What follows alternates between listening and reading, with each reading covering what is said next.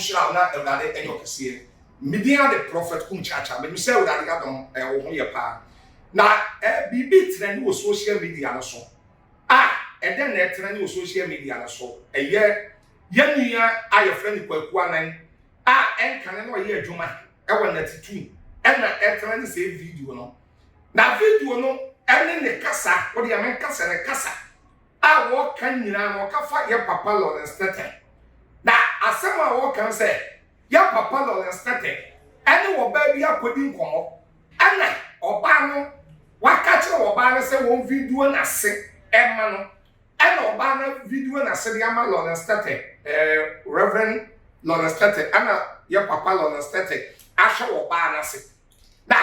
wo say Kwaku ni ya be disgrace ya papa Lawrence Tete that ye be kan on Kwaku Anan me ba say me ka to say wojimi unnim nyansa ya ka obi a wojimi okuro we mu a wonnim nyansa eye Kwaku Anan sabe asama wo kafa ya papa Lawrence Tete wono enye no kore baako but won say jimiye na ya na mudi ye adwuma no sabe sa wo se wo court sesi aka to se fa evidence bra obi begina ho ene onyame nipa ene wa yesofo ene wa me yachi obi but wo de emre santenten aya papa Lawrence Tete di adwuma na wo de just 1 minute na de abetena TV no so na de disgrace no na what damage no ebi as Proverbs 22:1 say good name is better than riches that they send the kwa Kwaku Anan say wo tricks we say no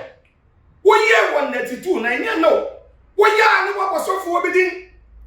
da sofo na say that why say that is the sofo na be hu na why you wo fo kutu ti sapo that is the sofo na di invura po abro wa twin ya dwuma wonnim nyansa ba ho da wo kikewie ya wo wie ya na asa be ka say sofo bi a ye frɛ no Ituro Apia Bishop Ituro Apia wanu su girl bi di na sama ba say ene what dem ka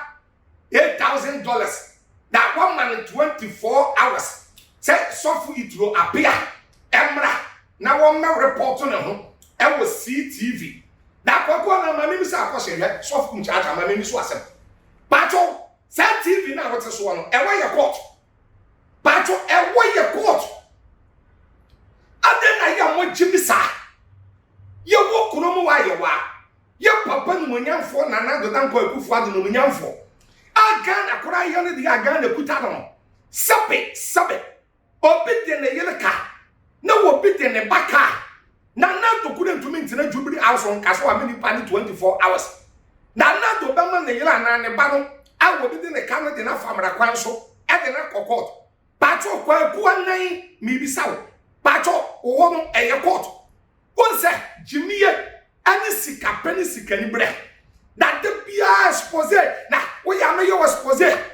that the bia ya me ka so Kumchacha me wo no say kwasi asem se ebi ma me so da wo betre on kwasi TV ni so da betre so ka se Kumchacha ene obi kura ba say bia wona wa yi woni na ye bibia eye no kura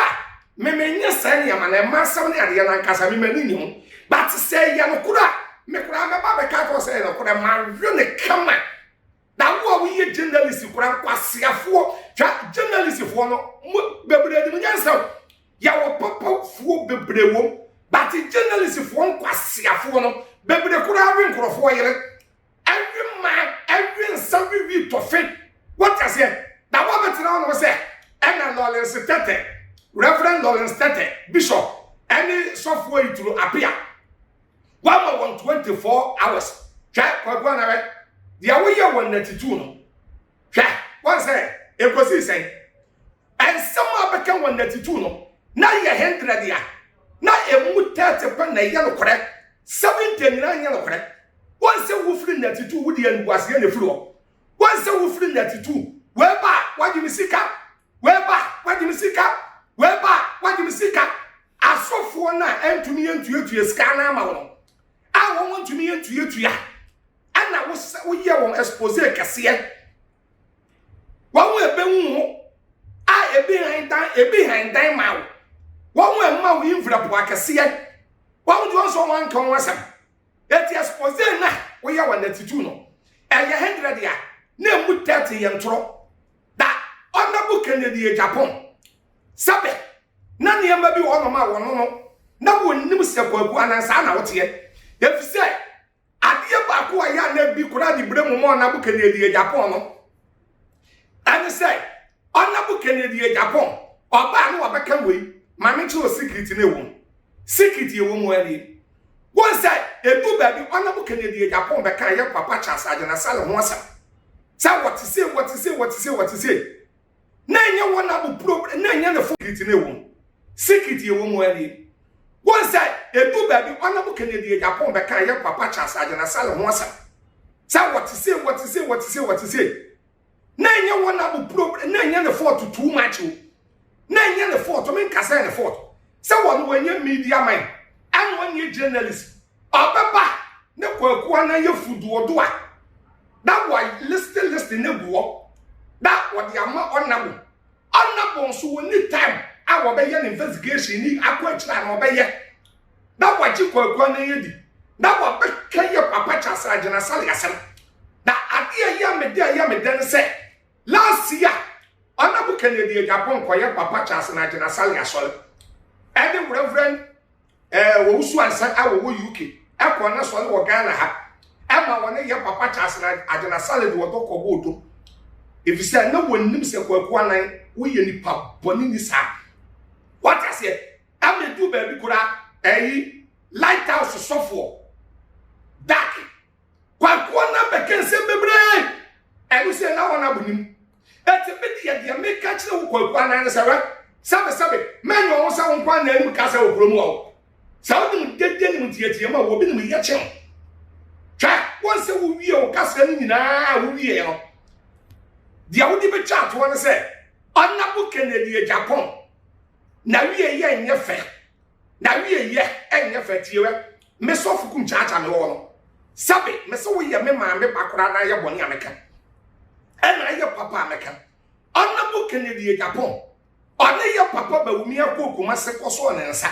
sabe me be ye hu video aka say ankoyie it will be ye bibia eyaka enya na waka ati kwaku na ka wo ba kira wadwe fa Honorable Kennedy Japan ho a ensese ka wo ba kase ana Honorable Kennedy Japan na wie ye nye fe na wie ye be ye basa kwaku na mesi wojimi unnim nyansa ewi ase de wamu nsu anu da ade de wamu watade ahye da amu waduane ye dida ye nka na sam ye nse no edem dua so na ahoma ewusoro sanye na titu ana setam na lockdown aba ana obi awo fi awaye house arrest ya ana won na titu a na ka wo obi ni mo eti sa ucha wo ho be kase Honorable Kennedy Japan wa wie ye nyefa minim sabe wo betuni abakire wadwen awon ni bibi ho enu de e freedom of speech but wo bi wie ye wonim wo kwagwa na wa wie ye but wo kura wa wie ye ma ye kora ahwe de wo de nam we na wa wie ye bese aba kwagwa na wo wie ye ma ye kora ahwe de wo de nam na wa wie ye bese aba enti me de osofukum chacha de me kan sare sa wo so na kasa bebre that Reverend Lawrence Tete and Reverend Lawrence Tete and o hwehwe mase and masa jajimiye no wan ya jimiye na masa ensam no obi yenim kan na wo obi information wonu de ye ekutai sama yesu ya de be ba no wan kasa no wudu ti be bodem me din the prophet kum chacha nyame hira obi